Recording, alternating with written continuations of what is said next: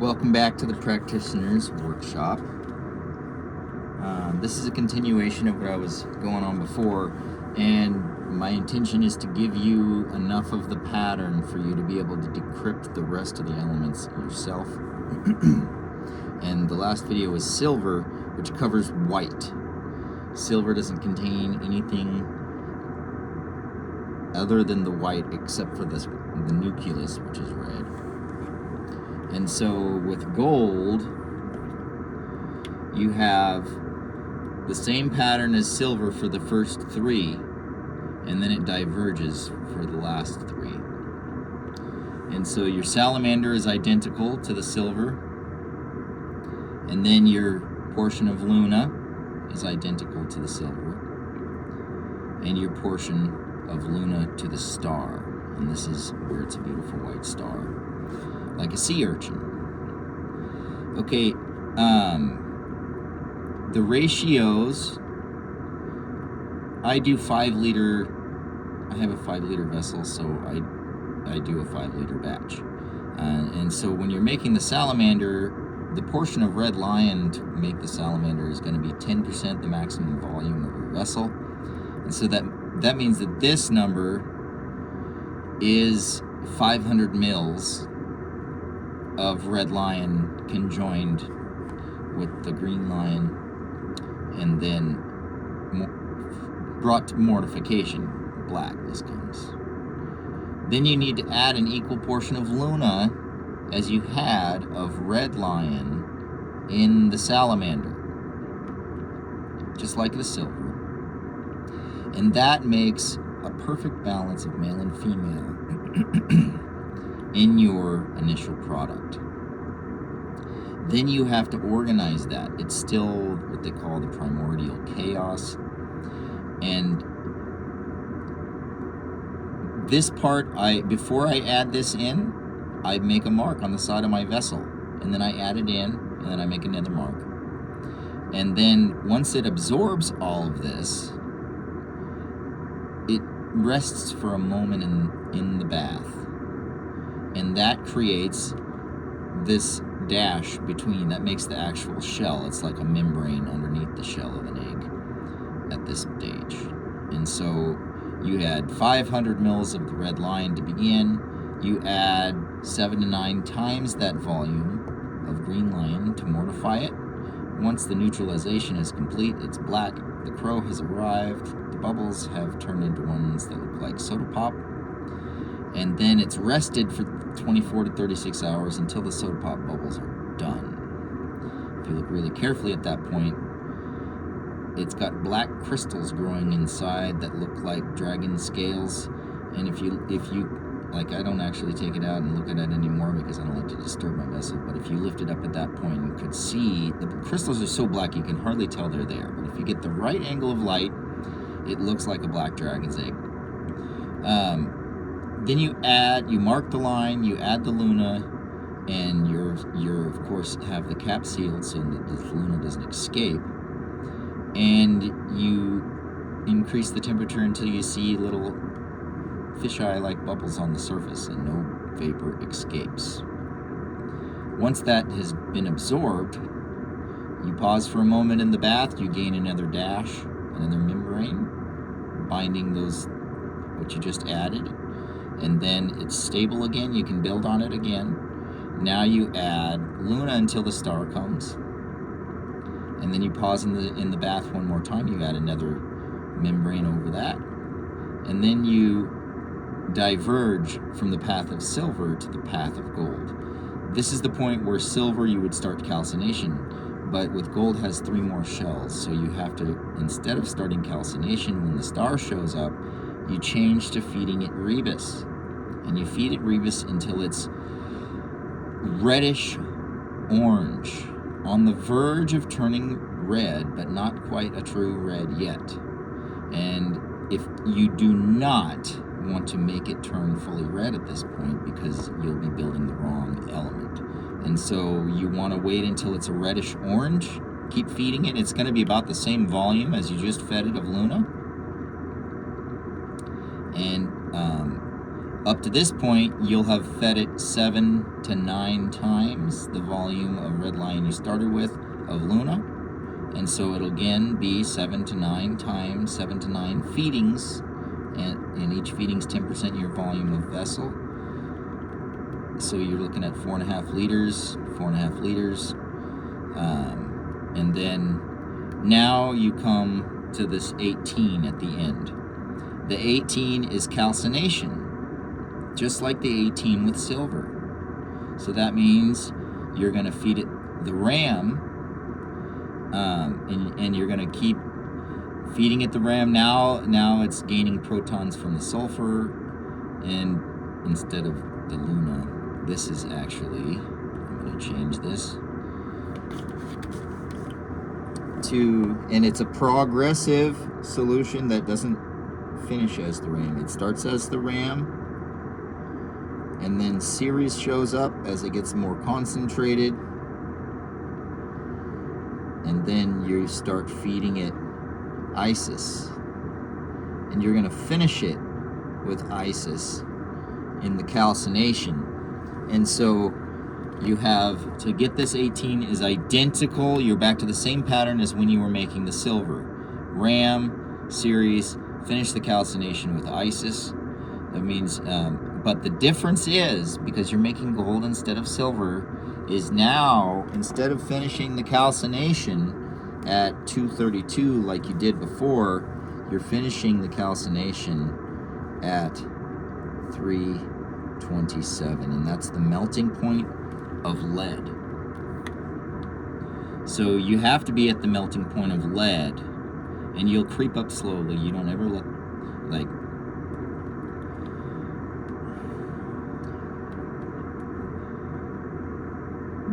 also, I forgot to mention, this process, although it's using all the same ingredients as silver, and the pattern is the same as silver in the beginning, there's a vital aspect that makes the difference between silver and gold. And if you don't get this part right, it won't work.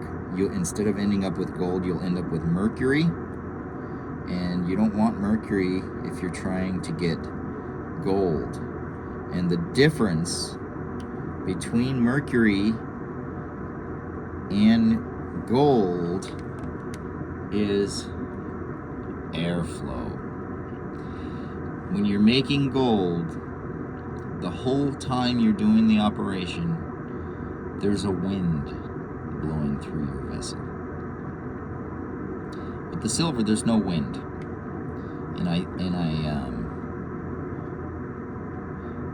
This first, yeah, let's see.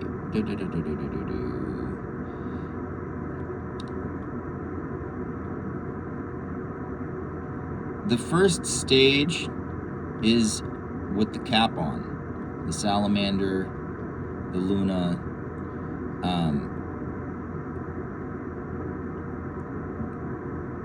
When you're like the mortification, you don't want those vapors to escape, okay? And so if you understand the pattern, it's always like that. You start with the cap on, you make the salamander, you add the Luna, and once it's crystals at the bottom, you add wind. You have to have some airflow. And that's the difference between gold and silver and gold and mercury, is the volcano erupted. In order to make gold, the volcano has to erupt. And so it starts out under pressure. Every volcano starts out under pressure and then builds and then erupts. And so there's two ways of doing this. You can do it all the way through with the cap on.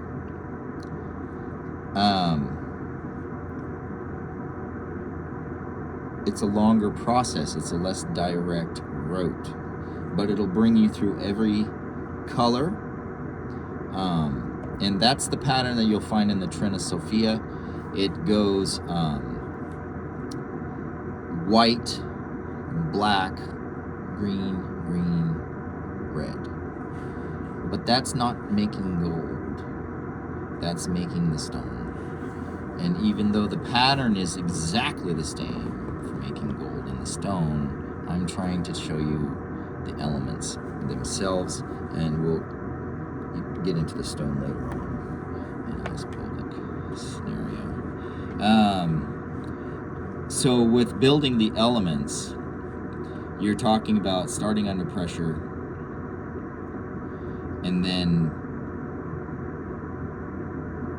finishing. Basically, when you start the calcination, you're going to do it without the pressure. If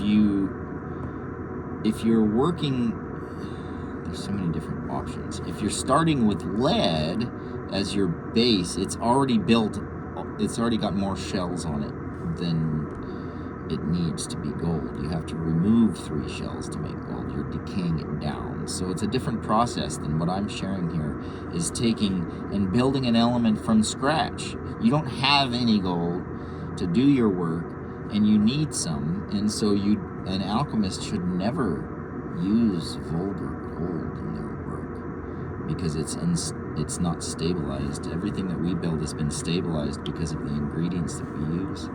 And so if you're going to make a medicine, it needs to be made with stable things. That's the whole point of the alchemy, is to stop the decay. And so if we're going to make a medicine that's made out of a metal, then that metal needs to be made by you, so that you know what's in it. You know that each layer has been bound with jet, has been stabilized, and that it doesn't have, like, its potential for decay happens at extremely different points. Like everything built by nature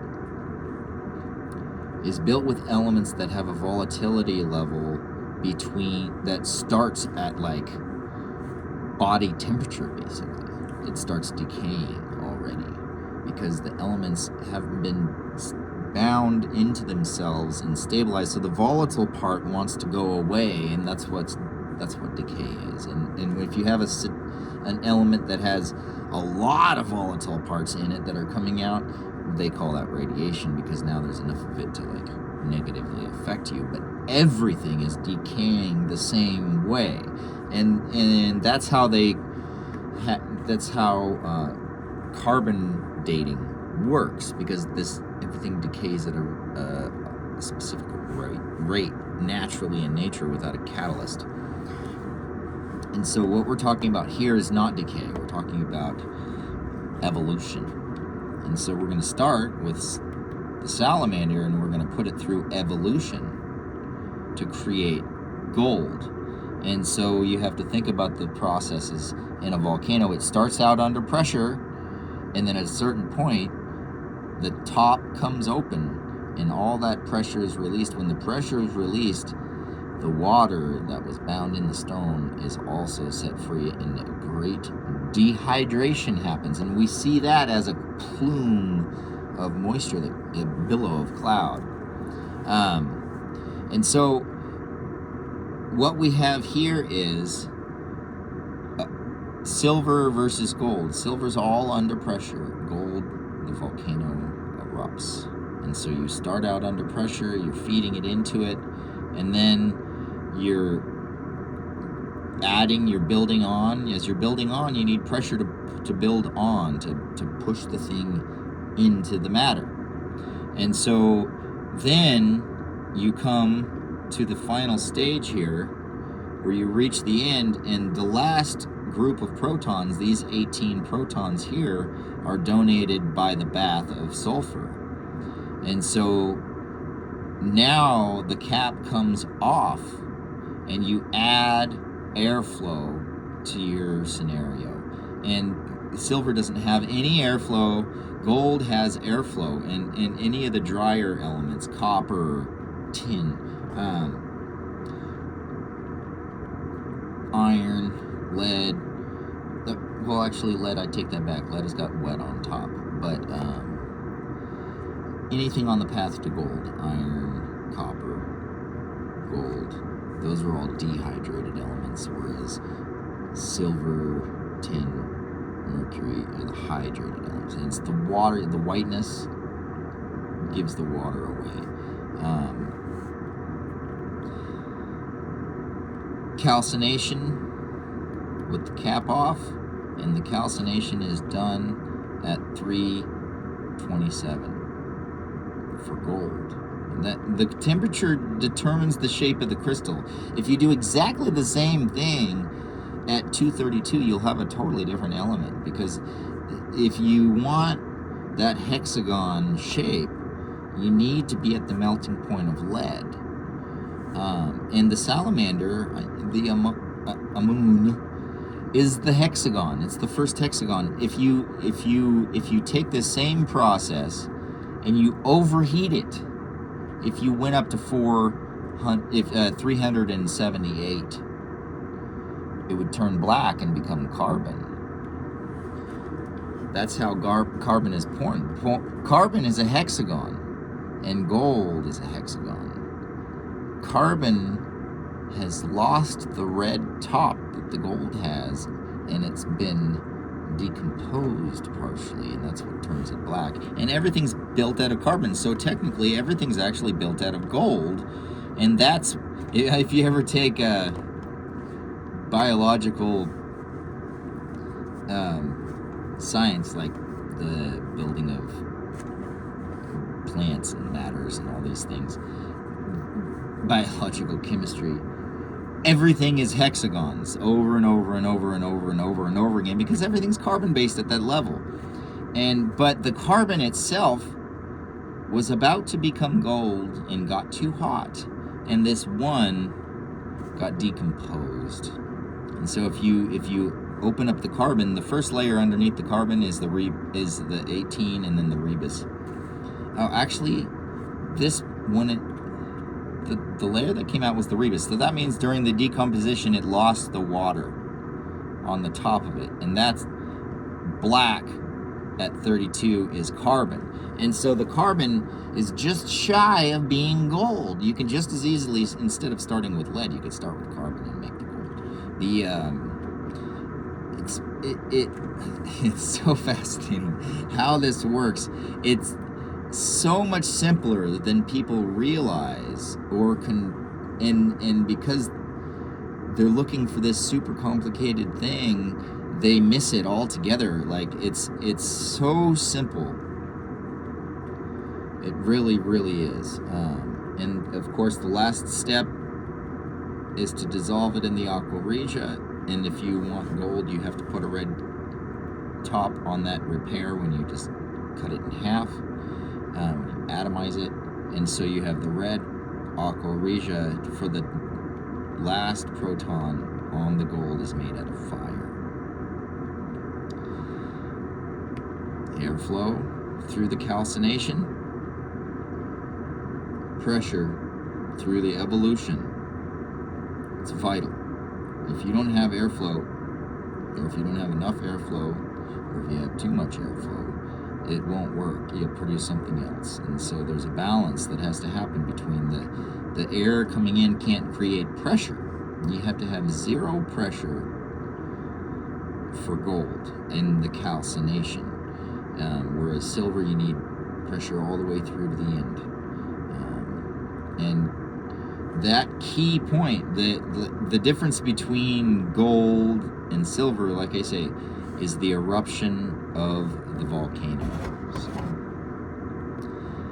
Okay, so then I want to explain how this can be changed very easily into a different thing.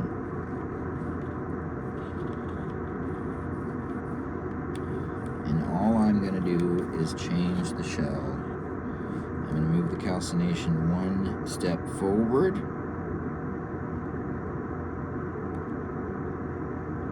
And add a shell with a greater number on the top. Okay, so this is this changes this the Luna and this to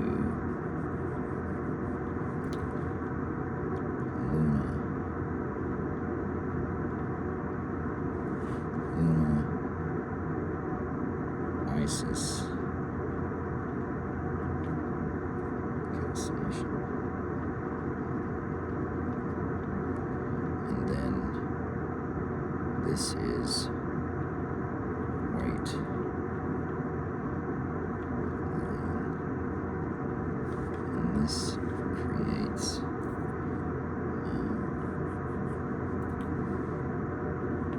8, 2.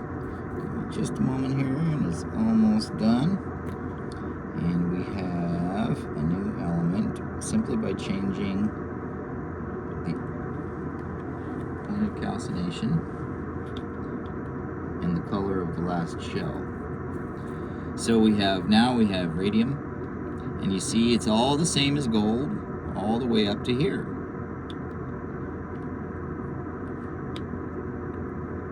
And then we finish with an 8 and a 2.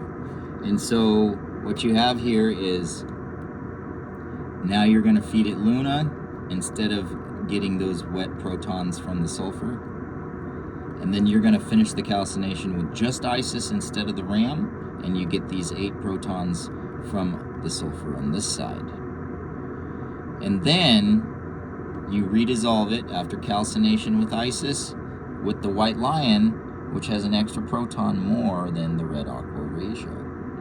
And it puts a white cap on the top, and now you have radium. But to see the difference, 2, 8, 18, 32, 18, 8, 2. It's a perfectly balanced substance at both directions with Rebus in the middle.